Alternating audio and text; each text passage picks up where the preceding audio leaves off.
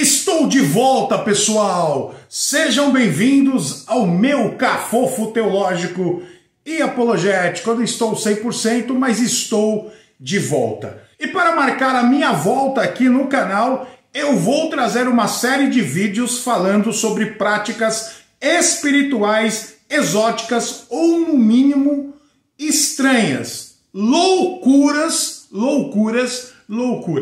Nesse vídeo, só para você ter ideia, eu vou apresentar para você o culto da serpente.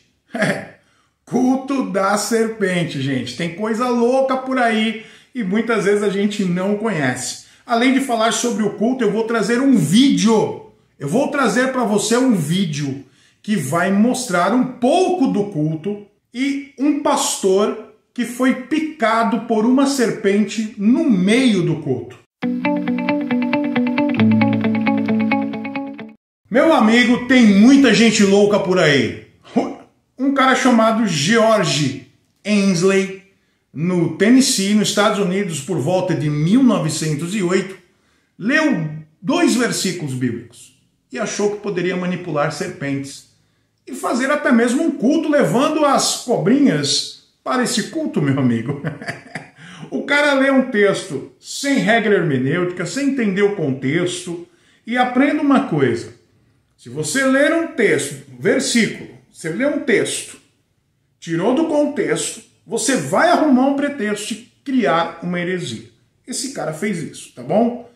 Esse cara criou o culto das serpentes após ler Marcos capítulo 16, versículo 18, que diz assim: pegarão nas serpentes e se beberem alguma coisa mortífera, não lhes fará dano algum, e porão as mãos sobre os enfermos e os curarão.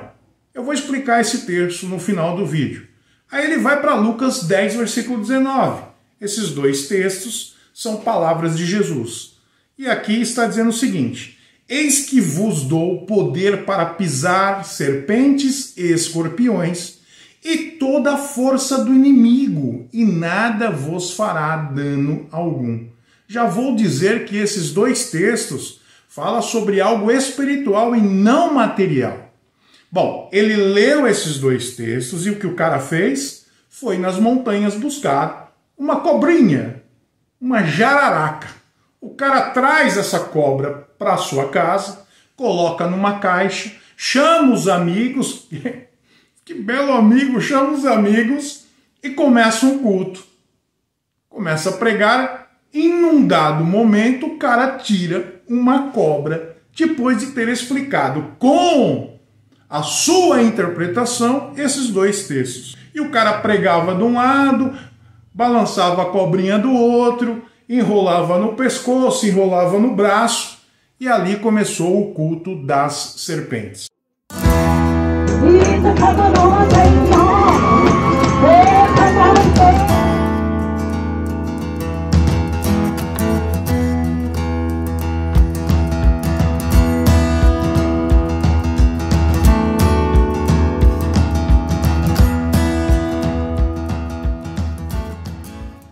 Ele chegava a instigar o pessoal a pegar nas cobras. Olha, se você tiver fé, nada vai acontecer com você. Pegue na serpente. E alguns pegavam e saíam dançando, falando supostamente em línguas, tendo manifestações espirituais. Bom, era a Bíblia numa mão e a serpente na outra. Aí começou os cultos nas casas. Culto do lar. Você imagina o culto no lar, o cara levando as serpentes, tá?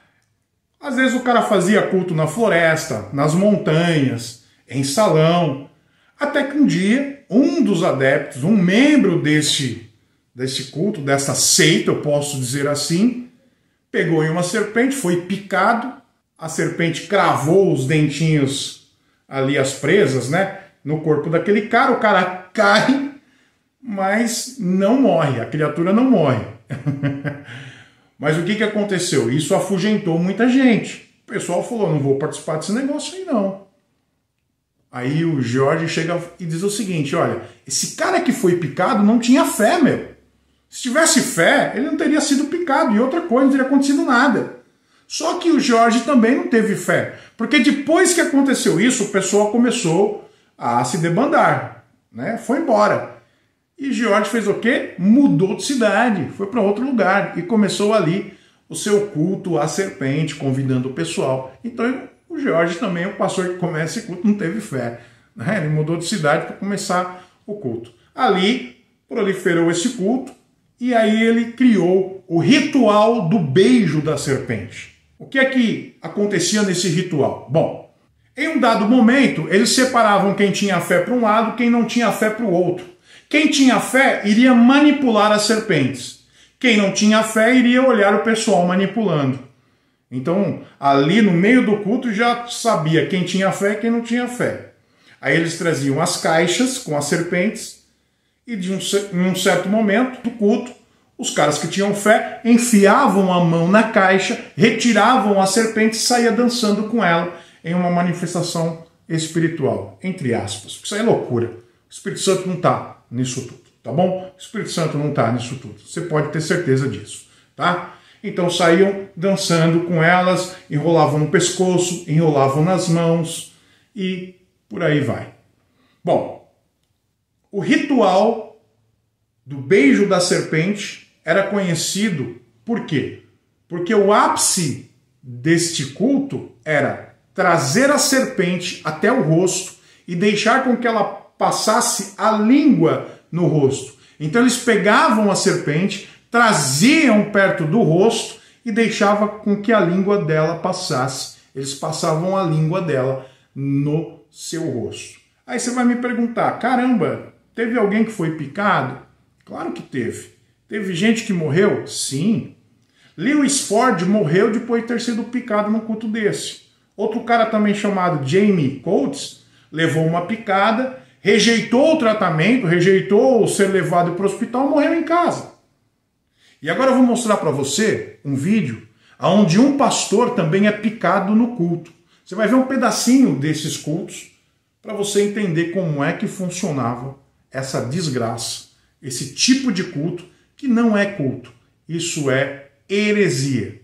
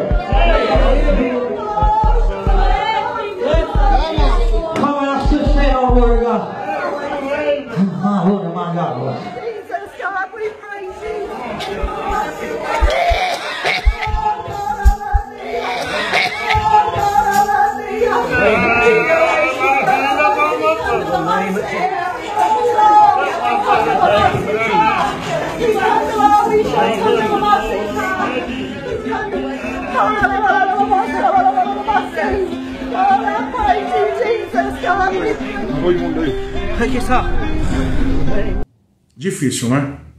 É muita loucura. Fala pra mim. É loucura demais. Mas vamos lá. Vamos falar sobre os textos bíblicos que nós lemos. Deixa eu ler para você aqui os textos de novo. Então vamos lá. Marcos 16, versículo 18, diz assim: pegarão nas serpentes e se beberem alguma coisa mortífera, não lhes fará dano algum, e porão as mãos sobre os enfermos e os curarão. Lucas 10, 19, eis que vos dou poder para pisar serpentes e escorpiões e toda a força do inimigo, presta atenção nisso, e nada vos fará dano algum. Olhando para os textos bíblicos, este culto tem base bíblica? Não. Os textos dão poder para manipular animais, serpentes, pegar lá na mão e se for picado não vai acontecer nada? Não. Os textos falam sobre algo espiritual e não sobre o animal.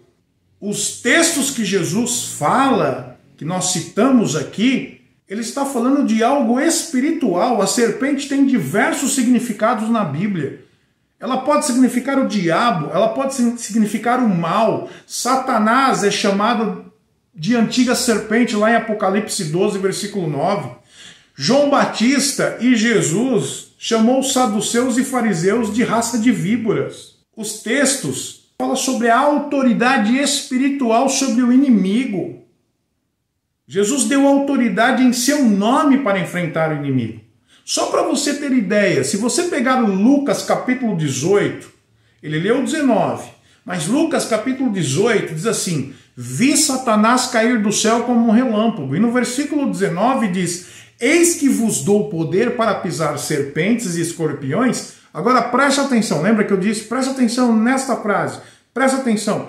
E sobre todo o poder do inimigo, e nada vos fará dano algum. Então o texto de Jesus é algo espiritual, não fala de serpentes, animais, mas fala do inimigo. E o Senhor está falando assim: olha, eu dou para vocês poder sobre o inimigo. É algo espiritual. Outra coisa, a Bíblia deixa claro para nós que nós não devemos tentar a Deus. Está escrito: não tentarás o Senhor, seu Deus. Algo que Jesus disse quando foi tentado pelo inimigo. Então tome muito cuidado com o que estão ensinando por aí, porque você pode estar manipulando serpentes sem saber, tá bom? Bom, esse é o primeiro vídeo sobre as religiões e práticas espirituais exóticas. Espero que você tenha gostado. Vou pedir para você, deixa o like, clica em inscrever-se e se gostou, comenta. Você conhecia esse culto da serpente? Bom, pessoal, eu quero dizer para você que também estou com um podcast chamado Podtá, tá bom? E toda semana tem uma entrevista super legal, tá? Então vai lá no Podtá, o link vai estar aí na descrição, clique em inscrever-se. Todas segundas, 20 horas, nós temos um bate-papo teológico apologético ali, vai ser super legal, tá bom? Se inscreva no canal também, compartilhe esse vídeo, deixe seu like, fortalece bastante o canal. Eu estou de volta. Muito obrigado pelas suas orações. Continue orando. Até o próximo vídeo. Valeu!